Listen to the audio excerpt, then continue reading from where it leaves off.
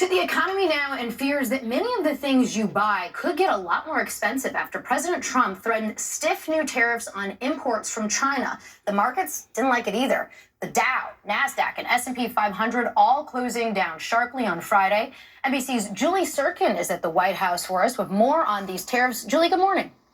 Laura, good morning. Yeah, the threat from President Trump on new Chinese tariffs is immediately having an impact on the economy and on your wallet.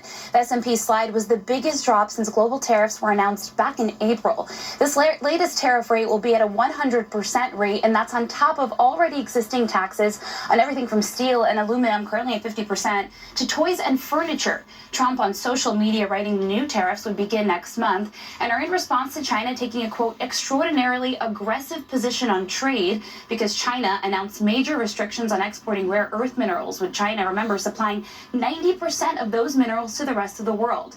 Now, those minerals are critical because they're used to make phones, cars, and airplanes, even military equipment, and tensions have been escalating between Trump and Chinese President Xi Jinping for months. The two leaders are in a back-and-forth trade war, but are set to meet in person in 2 weeks in South Korea. But here's the thing, the president suggested he could cancel that meeting based on China's latest moves. Laura?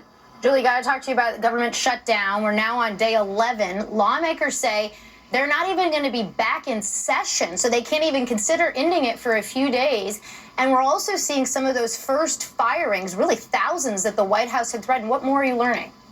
Yeah, lawmakers not back in town until at least Tuesday, so this weekend marks the first without pay since the shutdown began. Paychecks weren't sent out for an estimated 1.4 million Americans who are either furloughed or are coming up to work without pay. But in an unprecedented move, the White House has begun, as you say, firing more than 4,000 federal workers from a variety of agencies, workers that President Trump referred to as, quote, Democrat-oriented. Budget Director Russ Vought is also making permanent cuts to government programs it doesn't support. We should note that there are questions about the legality of both the federal workforce layoffs and those permanent cuts during a shutdown. And that shutdown is not looking to end anytime soon. Senators won't be back in D.C. until Tuesday, and House Speaker Mike Johnson is keeping his members home again for a third week. Laura? A lot of legal is not looking to end anytime soon. Senators won't be back in D.C. until Tuesday, and House Speaker Mike Johnson is keeping his members home again for a third week. Laura? A lot of legal questions about these firings, too. Julie Tsirkin at the White House. Thank you, Julie.